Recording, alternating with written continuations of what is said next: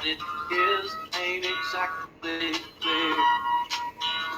There's a man with a gun over there, telling me I got to beware. I think it's time we stop, children. What's that sound? Everybody look what's going down.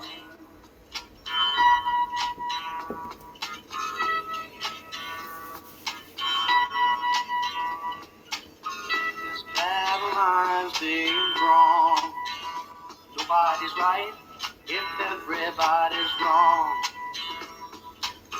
Young people speaking their minds are getting so much resistance from behind. Time we stop. Hey, what's that sound? Everybody look what's going down.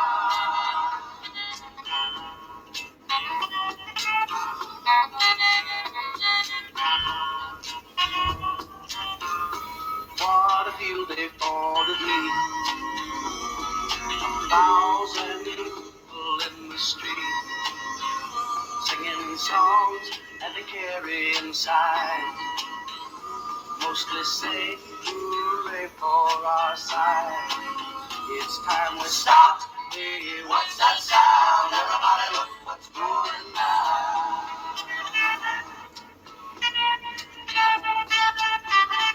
Alright, ladies and gentlemen, let's get everybody in here.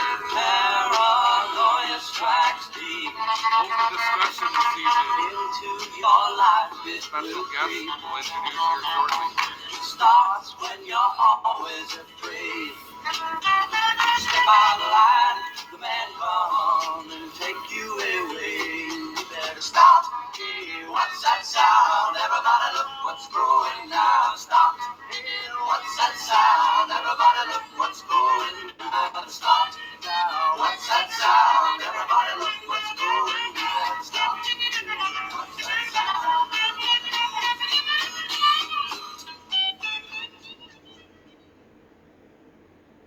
Alright, Canada, welcome to another wonderful, fantastic evening with myself and our special guest this evening, Mr. Brad Gallimore. Hopefully I pronounced that properly. Once again, ladies and gentlemen, we've had our discussions many a times. We've all opened up the platform for many a different view and voice and opinion when it comes down to everybody having their voice across Canada. One of our goals is to try and hopefully create some kind of dialogue with a lot of the groups that we interact with, and hopefully we can all find some common ground and be able to hopefully, you know, see each other on each other's levels and push these government officials to start listening to the people. But as we discuss this stuff and as we go, we run into obstacles and we run into opposition where there's a narrative that's spread and discussed amongst other opposing groups of who and what we really stand for. And basically what we try and do, and I've attempted to do on several occasions, is open up those channels, open up those doors for communication with most people who can rationally most people who can rationally and openly talk like adults and not spit in each other's faces. So tonight I've invited a gentleman onto the show. Ladies and gentlemen, I have just met this gentleman tonight. His name is Brad Gallimore. He has been openly discussing topics through the channels, through the comment sections on our YouTube, and he has asked if he could come on the show, and I've openly invited him to take part in tonight's show. So without further ado, I'd like to introduce you to well, first, wait, let me just say this. Ladies and gentlemen, like I said right from the beginning, when I discuss this stuff, we look for unity, we look for some kind of level of, professionalism per se, albeit I'm far from professional. But we definitely want to be respectful to all parties. So let's keep the chatter and the comments and the insults to a minimum. If I catch you, saying stuff that's derogatory to belittle somebody, I will mute you. You just got to remember it's a respect on all levels. In order to get respect, you have to give respect. So that's how we'll run tonight's show. Ladies and gentlemen, without further ado, Mr. Brad Gallimore. How are you, Brad? I'm doing well. Thanks for having me on. I'll just, give a quick spiel about who I am. So, again, my name is Brad Gallimore. I use he, him pronouns. So I'm a co-founder and vice president of Lloydminster and Vermilion for Equity. We are a not-for-profit organization that specializes in working with the unhoused, also establishing and making better any mental health and addiction services. We also work with and mostly focus on helping racialized folks with recently a bit of a expanse, you will, to working with immigrants in our community. Also for my career, I'm a life coach. I work mostly with at-risk youth, which unfortunately most of the time falls under the category of racialized folks, depending on their situations. And in my spare time, I would say my best traits are probably being incredibly humble and good-looking at the same time. And so I wanted to come on today because I think there's some huge misconceptions that perhaps some people have picked up on about groups that I work very closely with. And as well as just kind of touch base on some of the hypocrisy that has come up on this show about myself included. Things have been said about me on this show and about some of the people I work with. So I just kind of wanted to, maybe clear up the air and have your viewers know who we are and where we're coming from as well. And I welcome you for that. And I'm not familiar with who you're working with. And I believe that some of the groups that you are aligned with, I've had a few interactions with on several occasions. So basically, what we're opening up the platform here is, I guess the question I want to ask right now is, what is your problem? Not like problem per se, but what is your issues that you have with some of the comments and some of the things that I have said?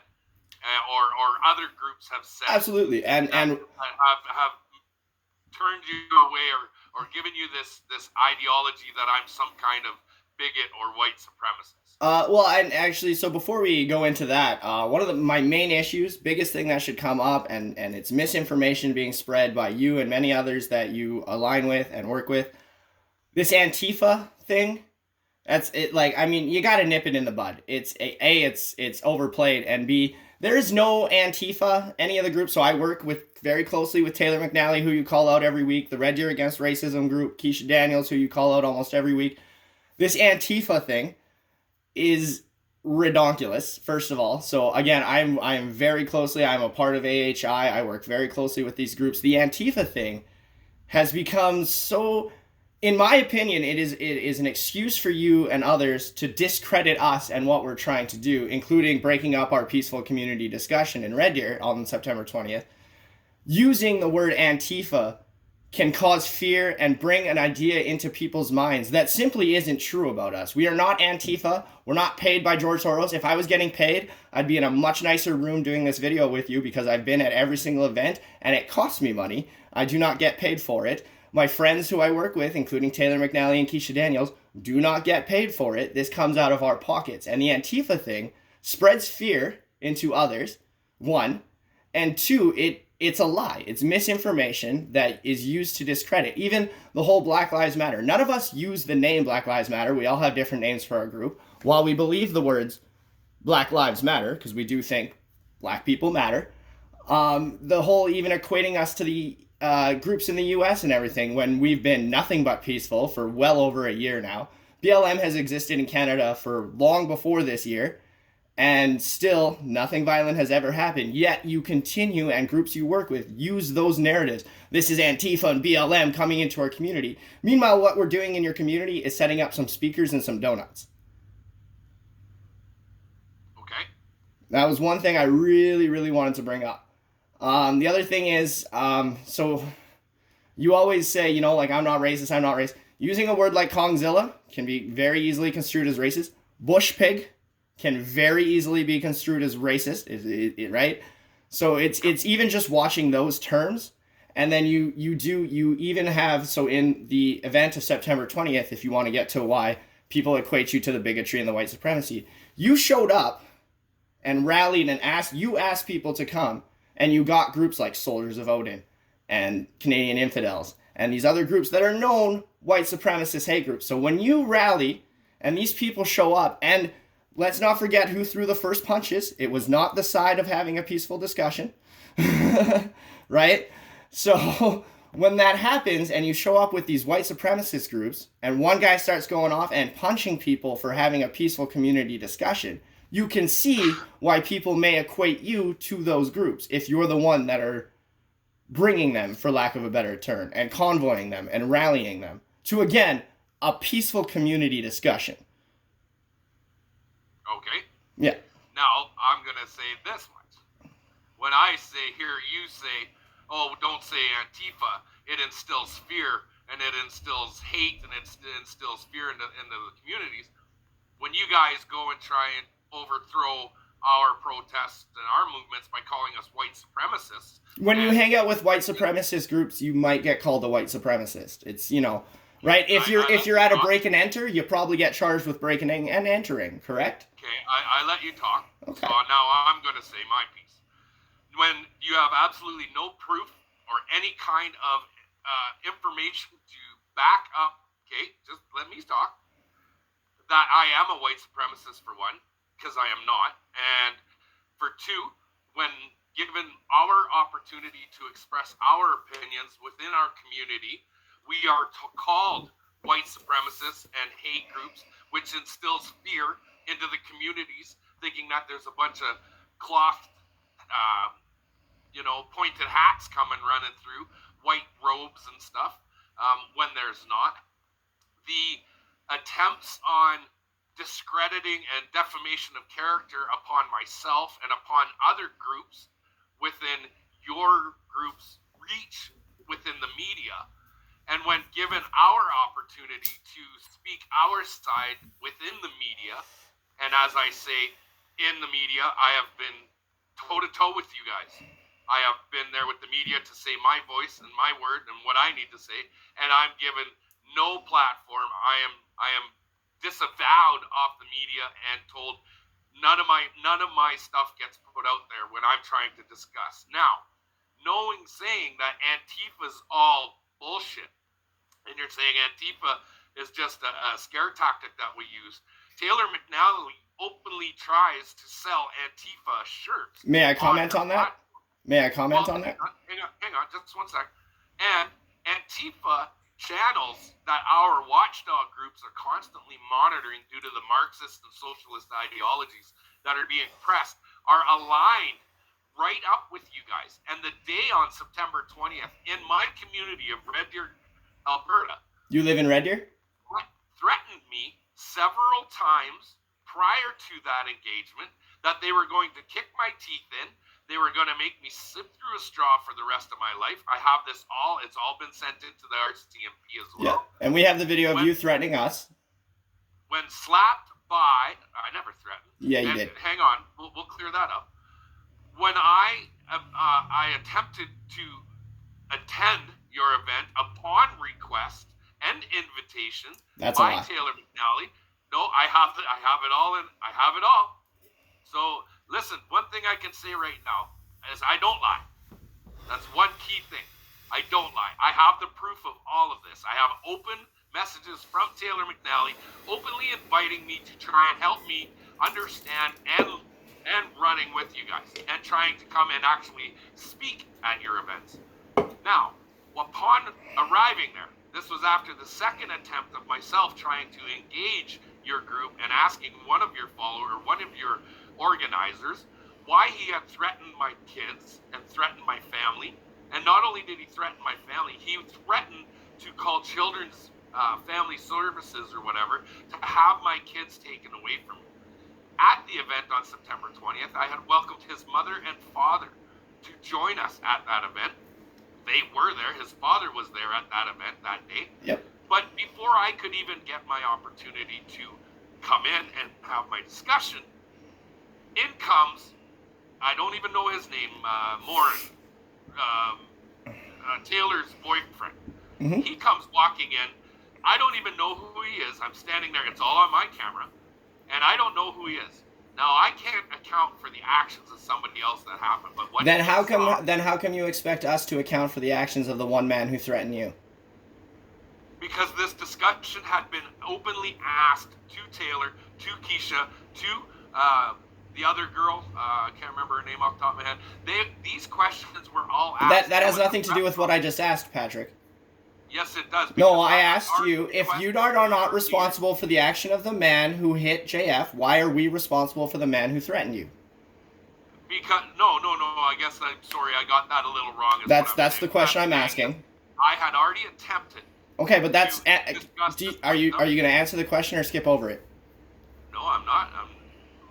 Let's just not play the tactics. I'm asking. So if you are not responsible for the action of the man who punched JF, then why are you asking us to be responsible? Because your group took responsibility of his actions. They openly said they did. They apologized, or they didn't apologize for his actions. Did you All they did apologize was- for the actions of the man who struck JF? Absolutely, in an open press conference with Fletcher Kent. Yeah, from and Louisville. we have openly downplayed and condemned threatening you I and have kicking in your teeth. You guys never kicked in our teeth. I know I said threatening to do so. I said I condemned the threatening Nobody of kicking has in your once teeth. apologized to me for his actions. Well, you have What they everybody did blocked. was- I apologize. I am sorry that somebody said that to you. That is awful that somebody said those words to you on the internet. That sucks.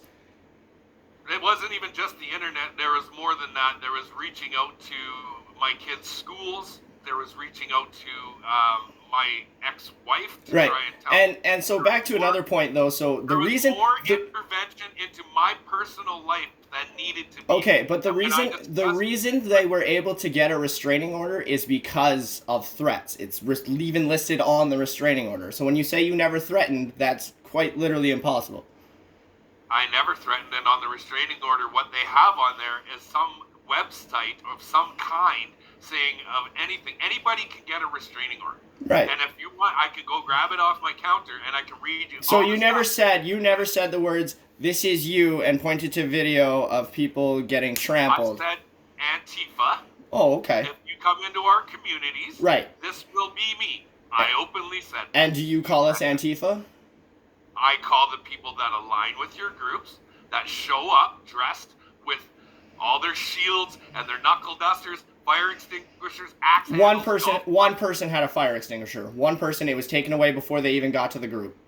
No, it was on them the whole time. I've got pictures the whole time. We pointed it out to the police officers. Yeah, and there's mean, I have a video of the guy that you showed up with a sledgehammer. So I mean, sledgehammer. yeah, he's got Nobody he's got a garbage bag and what looks like a big ass sledgehammer. It's right at the beginning of the video. Taylor and I just found out about it the last time her and I had a conversation about it. Actually, it's insane. It was like, what the fuck is that? Looks like he's got like a shovel or like a sledgehammer. It's messed up. So don't act like I would everybody love on your to side see was that completely video. innocent. I'm not saying nobody was innocent, but what I am saying is that if I was ever going to ever have the opportunity to get to that spot, which I'm attempting to do at this moment right now, is the view that they saw from their angle behind when they saw JP or JT or whatever his name is come up. He actually slammed papers into my chest. No. Now, buddy, I was there. So You was were I. there. You were standing right there? Yes. We can run the video. Yeah, I'm in I the can bright run blue the shirt. video. I'm in the bright blue What's that? shirt. I'm in the bright blue You're in shirt. bright blue shirt? Yeah. Okay, well, I'll pull up that video. He pushed the papers into my chest. What Trevor saw from the back was he thought I was getting hit. Now, one thing you have to understand is I am disabled. I have a prosthetic leg. So somebody was there in case something happened. Right. And that was his initial reaction. His initial reaction was to And then- protect me. Okay, wait. You like to cut people off a lot, so I'm just gonna stop and I'm gonna say it right now. What Trevor did when he hit him, and he did, and he's going to court for it, and it's all over it, and I don't condone what he did. I even said to him after, what the hell did you do that for? I've openly apologized numerous occasions about it. Now, we know that situation happened. We know this all arrived, and we know that cooler heads could have prevailed. That was 100%. We understood that. Now, what I'm wanting to discuss, which is fine, it is what it is. It's water under the bridge in my boat. But what it is that now when you say I attack Taylor McNally on a daily basis, it's not even the case. What it is this person has a restraining order on me, and it shouldn't even be talking about, first and foremost, because of their threat on their lives with this restraining order, but continues to batter and banter about me in open forums that we have people infiltrated all throughout your groups that send and document everything that's being said because of the threat on our democracy in Canada that we are experiencing under these ideologies within our government systems. And the fact that we try and stand up and have a formulated opinion based on facts, not feelings, and the fact that we want to make sure that this is a safe environment for our children because it's deeply embedded into our education system, this kind of stuff. But when we're brought into can you elaborate what is deeply entrenched in our education system? What ideologies?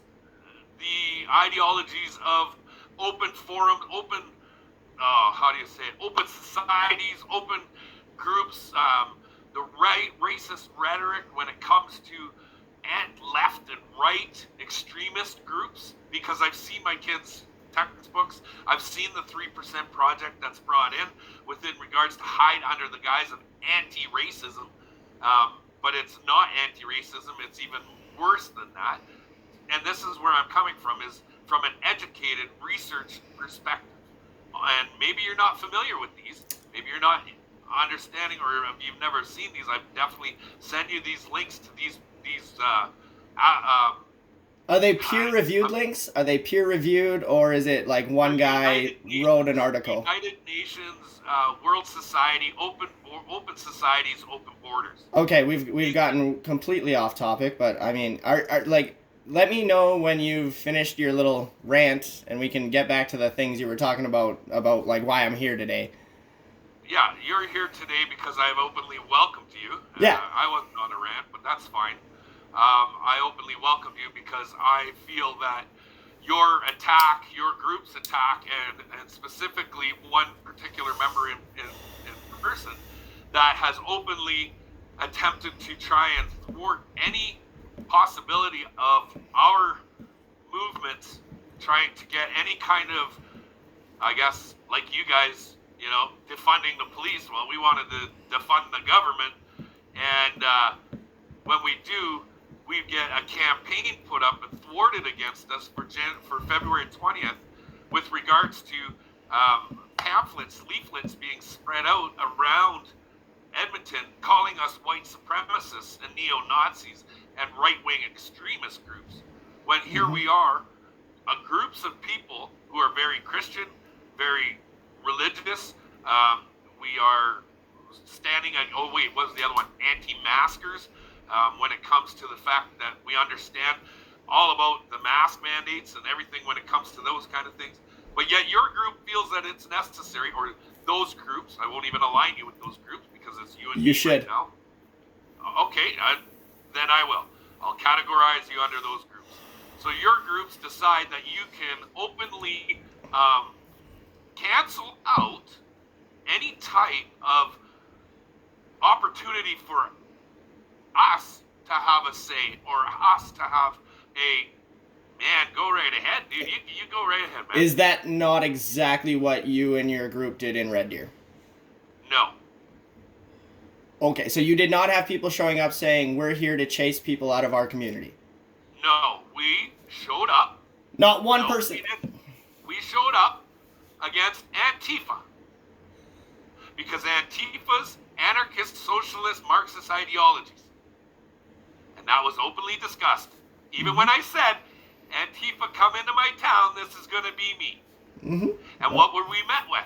Antifa. No, you weren't, but okay. You were met with people who were there for a peaceful discussion, and you showed up to chase them out. There's people, if you look up Lloydminster rallies, scroll down to September 20th, his name is Donnie. He shows up saying, we're here because we were rallied and asked here to chase this group out of Red Deer.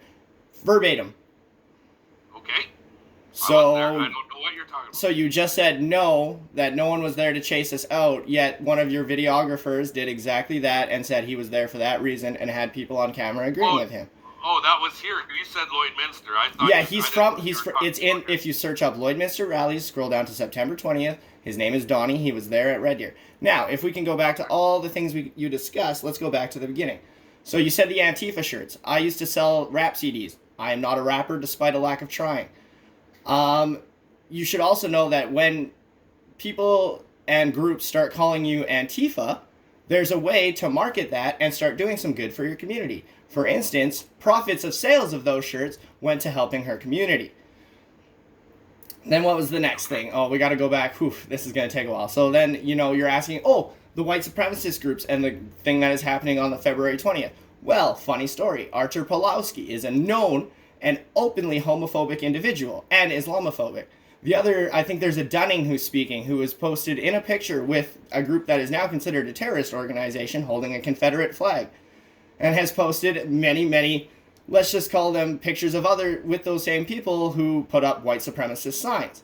And then who was the final one? Oh, that's right, we have Jay Johnson there. He's showing up. Oh, convicted of a hate crime. But no, so when you ask why some of these groups might be considered white supremacists, well, and then we'll go to the education. You say these ideas are ingrained in or entrenched in our mind. The reality of it is our education system is actually entrenched to uplift and encourage more uplifting of white voices, and we learn mostly about white history. Except I'll admit, that grade 5 thing where we learn about China. We learn about how John A. Macdonald was a good man. He was not. We learn about, Samuel de Champlain and Jacques Cartier, who brought torture and slavery to Canada. We learn about many others. And the truth of the matter is, technically our education system, which was created by rich white men, is designed for rich white men.